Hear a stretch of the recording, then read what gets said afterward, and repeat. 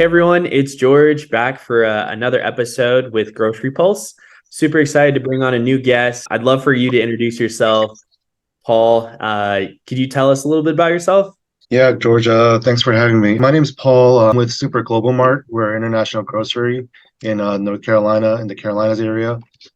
We've been in business for about since 2008, so it's been almost 15 years. And then currently have three locations.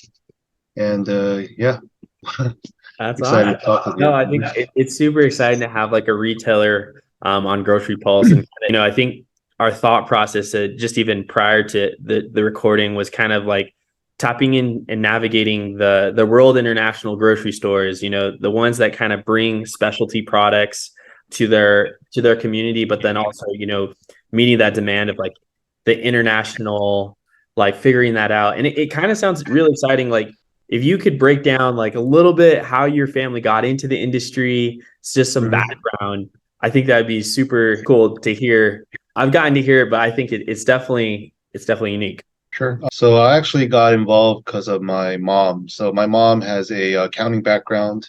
I grew up in Greensboro, North Carolina. It's about an hour and a half, like, yeah, north of here in Charlotte.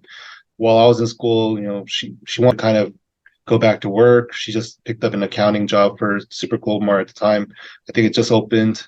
I left. I went to college, worked abroad, came back. And while during that she was there, she kind of moved up the ranks to chief like financial officer. And then the CEO and president at the time kind of wanted to semi-retire. And since my mom's been with them since the beginning, naturally they offered her the option to buy out his portions. Honestly, she wasn't really very excited about it because she knows numbers. She doesn't know the grocery side, the products, and all that stuff. But I saw a good opportunity in it. She called me while I was in South Korea. I spoke with her. I told her, hey, if you can hold the fort down for about a year, let me finish up what I'm doing here, and then I'll kind of come back and see what we can do. I mean, that being said, I don't have any background of grocery before that, and that was after I joined was 2014. So, but what kind of appealed to me was the interest of food is essential pretty much. Even during the pandemic, it was considered an essential business. We were allowed to stay open, but I also feel like food is kind of a gateway for a lot of families or just even new friends and new connections to just mingle over, connect over, or share a common ground. So I was just kind of interested in that. I wanted to kind of be in there firsthand, and 9 years ago, and then I'm still here. That's awesome. Yeah. Yeah, and I think like kind of wanted to touch back. I think sometimes we don't realize like how important food is, but yeah, it was essential during COVID. Mhm. Nowadays, it's like during recession, it's food is recession proof. Like, people always have to go grocery shopping. They may not go to restaurants, but whatever the demand is. But that's pretty cool. I think like sometimes you hear different markets occur from like the families stepping Mhm. into new roles. What's kind of been that, meeting that demand? I mean, it sounds like you guys import food from South Korea and different locations around. And Mhm. you guys also support vendors. Kind of treat yourself almost as a wholesaler. I don't know. You Mhm. said something really cool that as family business owners, like my family's grocery store, we support other family businesses. And it was kind of Mhm. unique, how if you want to tap into that wholesale slash like Mhm. meeting the demand of the community with food. I think that's kind of unique as well. Yeah, so like you said, we are a family business because my mom was involved and then I joined and then my brother joined 2 years ago. When I joined, because I kind of wanted to be hands-on instead of being more of a kind of like this management role, I stepped in as like, assistant in the seafood department. I was merchandising, I was setting up, I was doing inventory checks and all that stuff. And then because it's a family business, like we don't have a switch to turn off when we go home. We have to constantly worry about this, Yeah. brainstorm about how we can improve on it. Going back to community, that's kind of what was our main reason of starting Super G Mart. The president and when our family joined too was we wanted to deliver to the ethnic communities, also the minority communities, or just like all these different communities that are around us that wanted that kind of essential or international ingredient or that from back home to bring the flavors home. Because for myself too, I'm a second generation. I might not have grown up on the food that my parents grew up on, but there's a lot of soul and just heritage into the food. So Cool. we were just kind of sourcing all that Because of that, definitely our vendor and the way we proceed is very different. We don't have like one or two major wholesale grocers. We do have like for our Latin section, we have over 30 vendors. All our stores are mainly kind of distinguished by regions. So each store will have a European, kind of German, French, or like Turkish, all those kind of foods, and then we have South American aisles, Asian, which is like East Asian, like South Korea, Japan, China, and then we have the Southeast Asian, like Vietnam, Thai, Cambodia, all those foods.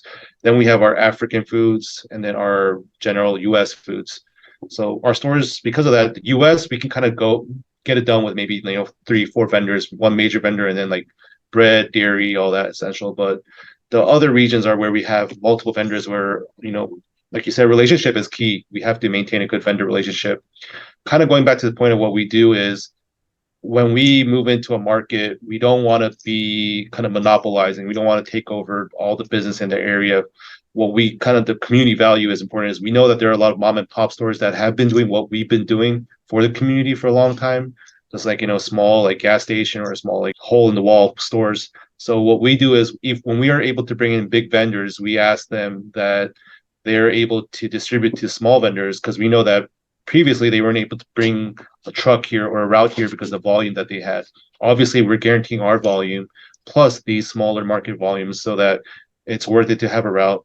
And we do two options. We either ask our vendors to, like we said, just pick them up, even if they're not, your typical clientele, or we tell them, hey, if we get their order on ours, well, can we, so to say, do consolidate order and get better pricing for them so that they're not struggling having to like go buy our retail price and have to put a margin on that and sell it because that won't benefit either of us in a sense. So that's key for us. And then, yeah, so community is definitely the foundation for us. Family is, yeah, family too, but yeah, That's I think awesome. I mean, that's so cool because it's like you're going in or building your new store, but you're also supporting even the smaller, retailers that are in your space. Mhm. I didn't know you guys tailored to so many ethnicities. That's so cool. Yeah, I didn't know you guys had, European, even African and, Southeast Asia or that's really cool to hear. Makes me want to go to your store. I feel like it's a little like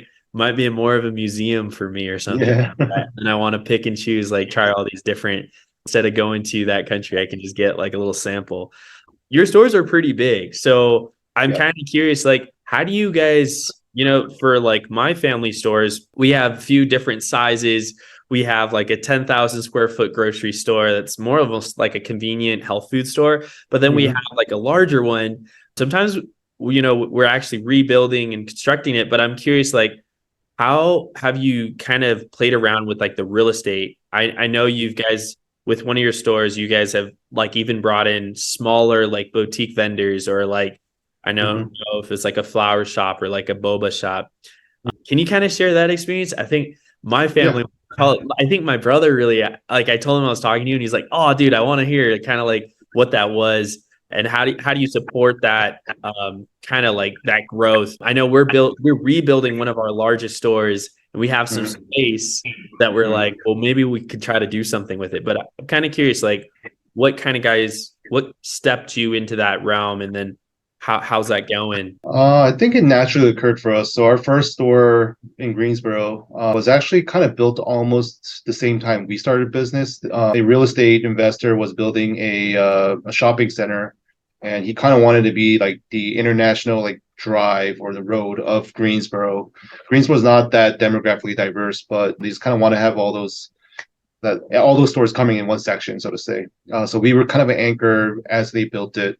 It's about 50,000 square feet, just a typical grocery store, I think, for any area. But what we did there, kind of we started was because we're in a shopping center, we had not under our management initially, but there was these small shops like 300 square feet to like 600 square feet, and we were just kind of contributing the idea of what can we bring in here so we can bring the foot traffic and or the traffic here, not just for our customers but also for these markets. So what we did there was we had the typical like flower shop. We had Asian people, nowadays I think in general, but there's the massage chairs, there's the hair salons and all that stuff. So we kind of had that where if you're going grocery shopping, you can pick up your essentials, but you can also get your hair done before you go home. or the kids have like, almost that like was it the small merry-go-round or arcade games while mom and dad have to go pick up dinner. So Oh, nice. we did that. With our newest stores, our first store was 50,000. Our second store was 51,000. Our 51,000 square foot store is where I am right now. What we did was about 40,000 of that is grocery space. About 7,000, 6,000, I want to say, is about maybe 5,000 is about a food hall, a food court area where we have three restaurants. We have a Hong Kong style bakery, a dim sum restaurant, a Korean dish, and then one retail space, like we said earlier, about the massage chairs, the international cable TV boxes, and all that stuff. So, and before we had a post office too, because I mean, like our customer base, a lot of these times the customers have to, for general customers, it's like, I'll drop off my mail or I'll send a package while I'm at the grocery store. Secondly, was also kind of sending packages back home or with like, and also like money transfer, like Western Union, all that stuff. We had to have an option for our customers to kind of get, like I said, just get all the errands done in most minimal, routes as they could. Our newest store, I think we talked about at the last show where we kind of met up, was is our latest store. It took a long time. We were delayed for almost 2 years because of the pandemic and just construction and all those costs. But it's our largest store. Footprint wise, it's about 108,000 square feet. So we stuck with the grocery store about 55, 60,000 square foot with Wow. about three retail stores. We have like a Korean cosmetics store.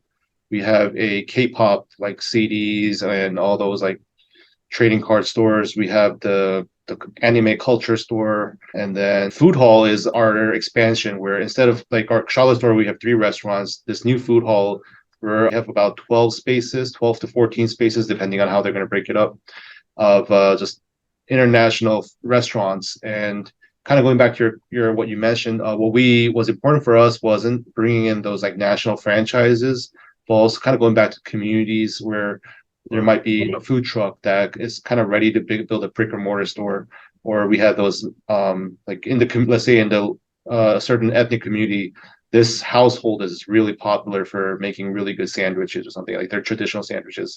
Well, we're like, hey, like we want to give you the platform to share that with other people too. Why don't you come and open up a shop?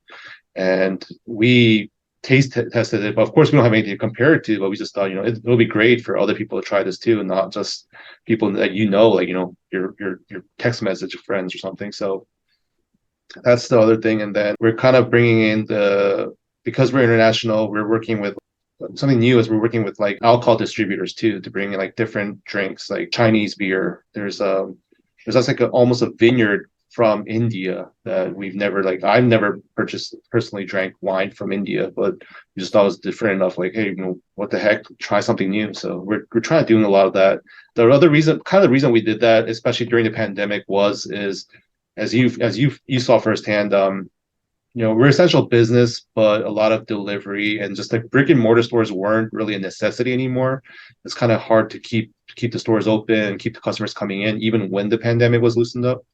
So we just thought that there has to be other options where we can mutually benefit. Like we said, these smaller stores will benefit from the general traffic we bring in, but we'll also benefit in a sense where customers aren't like, I'm just going to a grocery store. Like, hey, we'll get dinner while we're there, or let's pick up some Asian desserts like mochi donuts or just like these like boba tea, like is it brown sugar boba tea or milk teas. So just kind of being able to give the experience in a sense. Like, it's not just pick up your stuff, go home, but it's like, we want them to linger. We want them to hang out. If they have a drink in their hand, they're more likely to spend a little bit more time walking down the aisles than just rushing to aisle three, registering, going home. So Yeah, that's so cool because I mean, I think right now when we're building our new store, it's like, how do we improve the experience? How do you make, how do you stand out? And I think, that's a good point with like online shopping or like not becoming as necessary when people can shop on their phone, but how do you stand out? And it's bringing in those unique products, like whether it's the wine from India that, someone wants to just try it out, or brings in that customer that's from India, or, diversifying your categories or your selection. Online, it's pretty hard to get, probably things from different countries shipped directly to you from those countries. But if you can have a store that could not only just have their online store in the store, but also get it in person, I've been actually going through this little struggle where it's like I like shopping online and I'll try to do the orders, but then I want it like right now. And lately, I have not been getting the 2 day shipping. It's taken like a week. So it's like, Mm-hmm, I'd rather just go to my local hardware store and get the product because I'm fixing up my house or I mm-hmm, need those ingredients. I've tried to order, but then I'm like, you know what?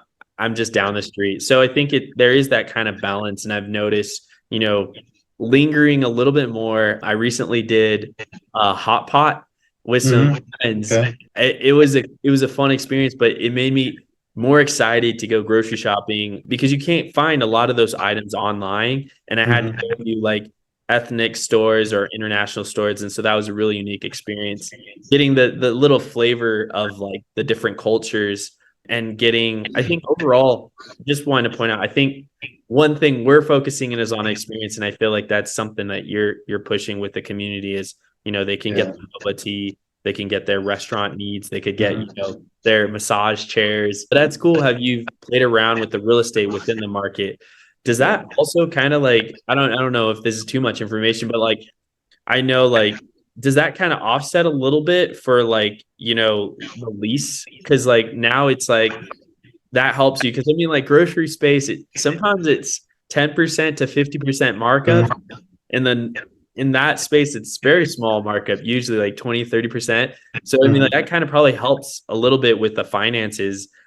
Have you guys become more of like a real estate agent now or like recruiting to like people to open Um, up their restaurant, or is it kind of just a nice balance so you can manage both sides pretty easily? to be completely honest, I think it's a trial and error for us. It's a learning experience for us. So on the grocery side, what helped us was, instead of having to cover all the rent for the whole 108,000 square foot, we're able to kind of like sublease it out to these tenants where even if it's very like minimum rent, it still contributes to our total rent that we have to pay. Like you said, and either way, bringing in traffic, it helps them raise their income. It helps us raise our revenue as well. Uh, kind of, I forgot to add on to that was one thing we wanted to make sure was that not everything we do is very money. Like, we're not trying to do all business. So we do like for our new store, we do have a dedicated community lounge area where we're not charging anyone. We wanted to open up to the community where if they needed a meeting space, I think it fits about like 30 people with like chairs and tables, and we have like a whiteboard, and also we're kind of always improving on it. We're going to put a projector in or one of those slanted like mirrors on the ceilings for the cooking classes. We've already done cooking classes using our ingredients, so we'll get like we said, a food truck, yeah. They'll park outside. They'll put signs that say, "Hey, we'll be open starting 2 p.m. till 5." But these guys come in at 1 p.m., let's say, in our store, in our community lounge, and we advertise it for them a week before, and they'll actually teach you how to make some of the stuff that they're selling on their food trucks. They're like, this is how you make it. So we've had people like, because even that, I think there's a lot of places that charge it. In the beginning, we didn't charge at all. We actually kind of donated the ingredients because we wanted people to experience it. Like you said, like it's kind of hard. Like I know you're experimenting with hot pots and stuff, but if you don't know what it tastes like, you don't know if you want to add this to a whole meal. Like what if that little one ingredient messes up everything or something? So Yeah. we want people to kind of learn, experiment, and experience mostly. So by doing that, like we said, so kind of also sticking with our values of giving back to the community, providing a resource or providing a venue for them to kind of explore or expand the horizons of what they know and what they can experience. So I think that was kind of, I think that in real estate, like you said, it helps us.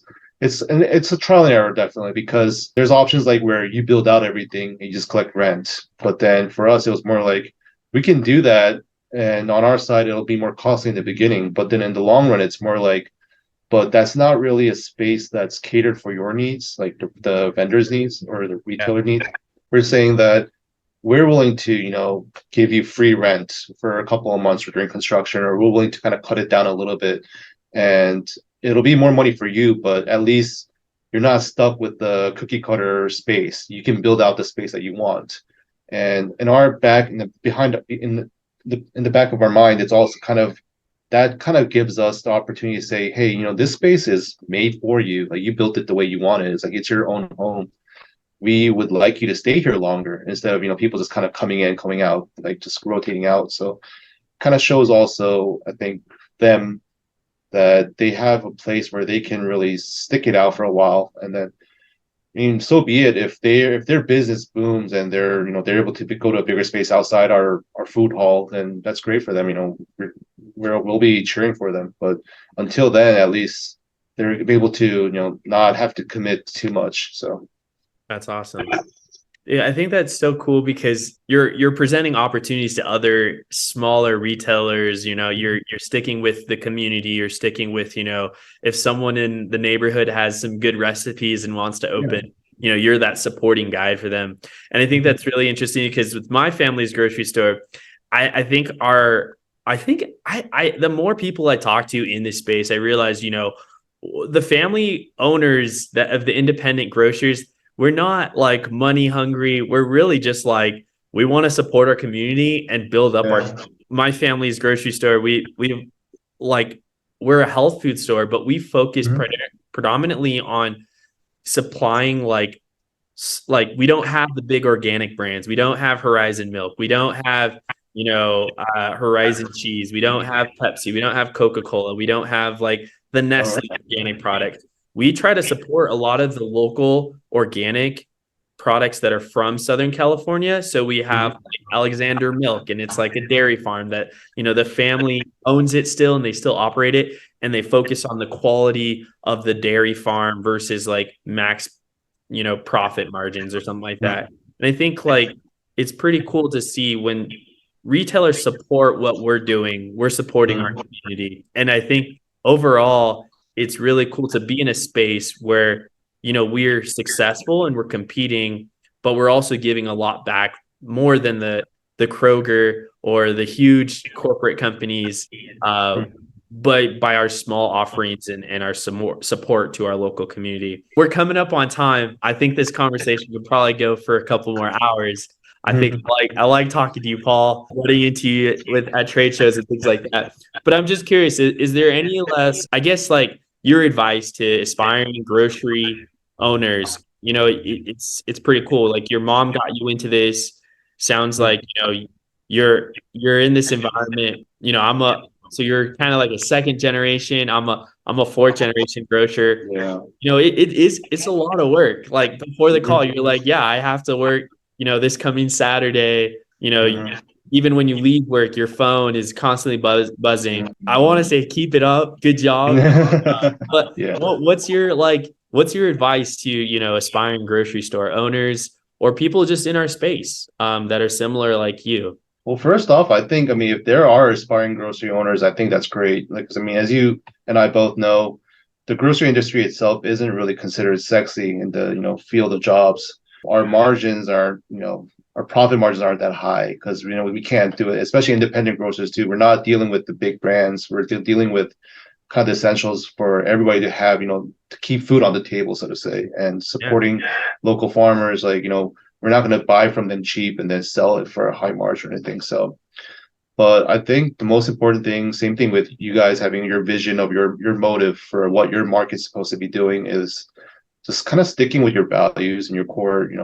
Why did we get into this? What else can we provide into this? I think a lot of times we say, keep to your points, so to say. Like, for me, like I said, I joined grocery industry because, to be honest, like when my mom first joined and she told me, hey, I'm going to be working at a grocery store, and she had jokingly said, hey, maybe later, after you graduate, you can come here. And I was like, I'm going to a 4-year university. I don't really think grocery is going to be on the top of my list to be doing.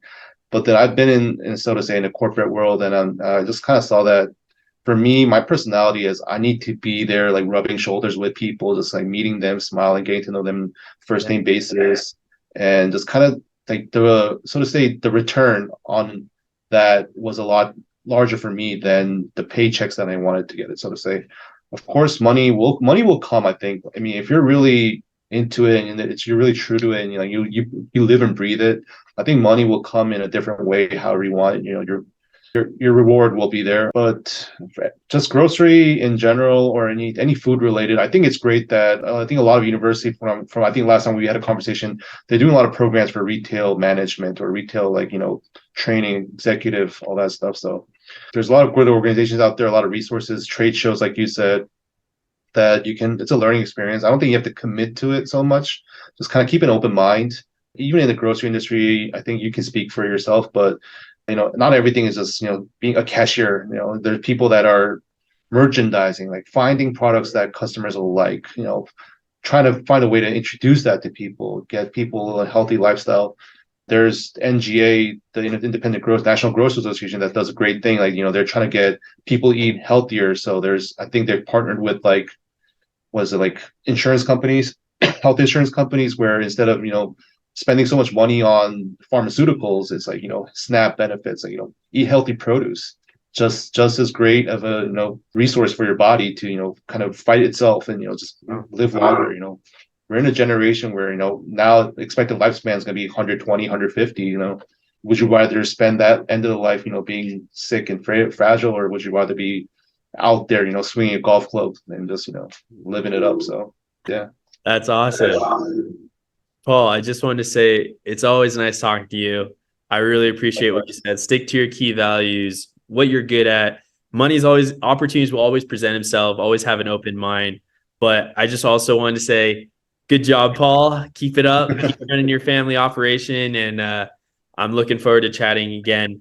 Again, this is Grocery Pulse, just a podcast supporting other retailers and grocers. And thanks for tuning in. Thank you, everyone. All right. Thank you, guys.